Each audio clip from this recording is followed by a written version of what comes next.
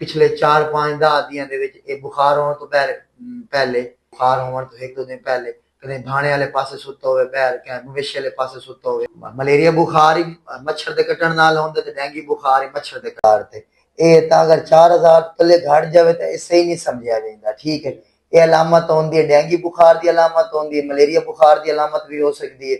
typhoid वाला मैं तो दस छुड़े ओ जरा मरे हो जरा सी बार रिपोर्ट चाहता है उस टेस्ट की कोई वैल्यू कोई नहीं होती ठीक हो गई महीना दा डेंगू दा मलेरिया दा ते खून दे टेस्ट कराइंदा पे नाल मैं जिगर दे टेस्ट ही कराइंदा बाकी नाल मैं इंजेक्शन लिखना इथा इंजेक्शन लग वे से जरा 6 घंटे बाद सीनल बुखार होता 12 घंटे बाद सीनल बुखार होता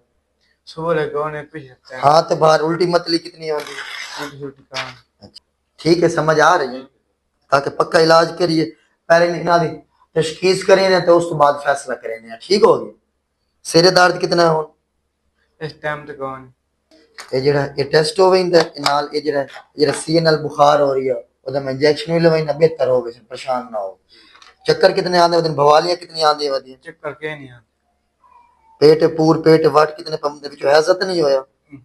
जेड़ा ये बुखार दे मुतलक ये इंजेक्शन लगना ही जरूरी है ठीक है ये मैं थाई लवाइंदा पे पहले टेस्ट वास्ते खून जमा करा छोड़ो उस बाद इंजेक्शन था ए वाले टेस्ट था लैबोरेटरी च हो वेंदा ते एक दिन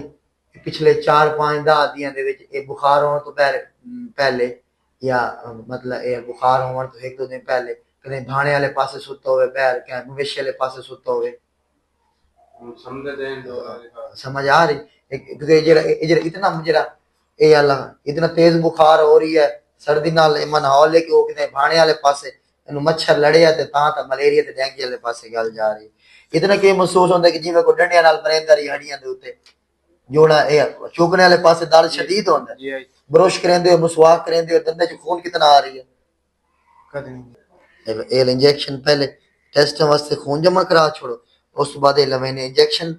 लगवे से थे बैर ए रिपोर्ट दे आंदे ताकि हाले पहले ये जरा एमरजेंसी ट्रीटमेंट करेंदे पे बाकी रिपोर्ट्स आ जावन उस बाद प्रॉपर तशखीस करके कि